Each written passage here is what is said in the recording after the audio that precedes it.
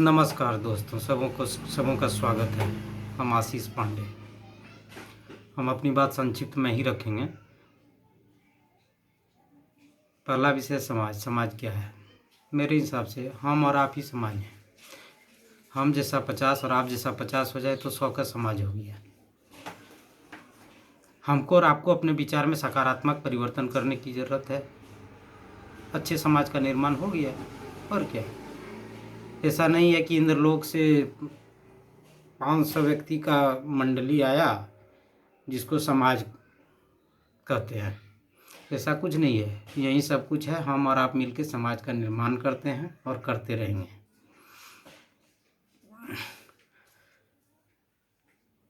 मेरे हिसाब से यही समाज की परिभाषा है। शिक्षा क्या है?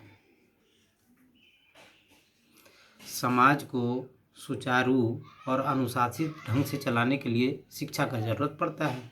इसलिए शिक्षा अनिवार्य है। शिक्षा ग्रहण करना बहुत अनिवार्य है। जो जिस ढंग का शिक्षा ग्रहण कर रहा है, जिसकी जो क्षमता है, जो कैपेसिटी है, ठीक है। सब एक जैसा तो शिक्षा नहीं ग्रहण कर पा रहा है, लेकिन फिर भी प्रयास करना चाहिए कि अपने शिक्षा स्तर को ऊंचा उठाए, लेकिन शिक्षा से जुड़ा रहे।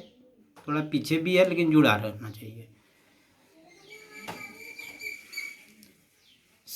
शिक्षा सिर्फ सरकारी नौकरी के लिए ही नहीं बना गया है, ठीक है।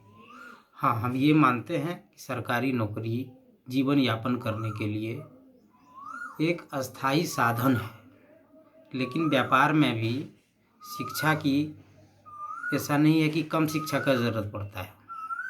उसमें हमको तो लगता है व्यापार शुरू करना या शुरू करने के बाद भी रोज़ शिक्षा का ज़रूरत पड़ता है।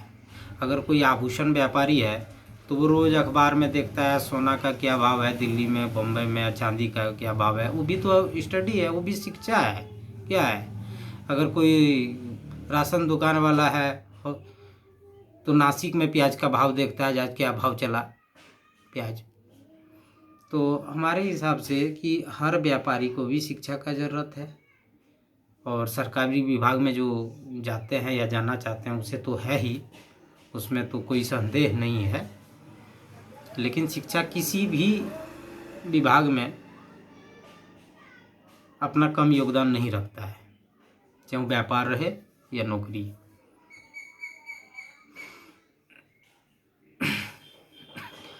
एक बात है, एक दूसरे को सम्मान देना अति आवश्यक है, लेकिन कभी भी कोई व्यक्ति अपने को हीन भावना से ग्रसित न करे, ऐसा महसूस कभी न करे।